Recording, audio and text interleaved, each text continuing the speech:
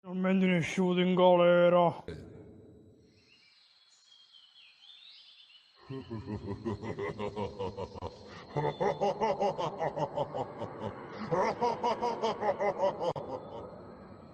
No, a Don Vito liberaro. A sta mica mezza merda siamo. Mezza merda siamo.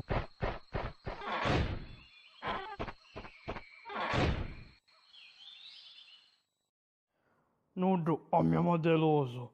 Tu ogni volta ti vuoi fare una cosa sembra che sbagli. Un pezzo di merda sei. A persona t'ammazzo. T'ammazzo. Ma Don Vito, minchia cresci bene questo, sembra che si mette mezza minchia. A sta minchia venne che era ancora relativo a 9 messaggi di WhatsApp. Per ti dire come lo ammazzare.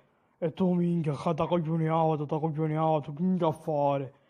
Un coglione, non si roba di fare queste cose, non si roba. Sta minchia, già spunto stavolta vero, t'ammazzo. E lo so, c'è che nessuno minchia, mi figli zitto, minchia, via te stanno zitta, capisti?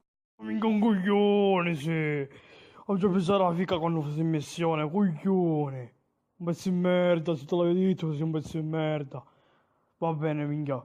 Ora vamo a inventare una cosa. Per ammazzare a Crash Bandicoot. Mi chiamo scogitare un piano, minchia, di chi di potente, di chi di... che solo io posso fare. Io, solo io, Don Vito.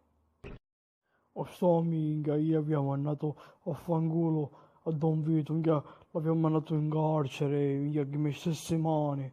Ora, minchia, lo liberarono, come facciamo ora?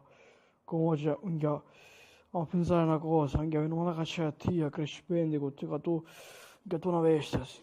Dai, abbiamo giù culo, sto minchia Don Vito. Piccio, ho trasferito minchia in sti porti, ora, ognuno di questi porti contiene un livello. Te ne puoi vedere in Giappone, in Cina, in Africa, mica te ne vuoi dire. Anche a Bhutan si può, Crash Bandicoot. Quindi però, zia Coco, non è che ti fare, minchia, non è mascolo, solo femmine se ne è. Buona fortuna Crash, dai, ce la può fare, dai.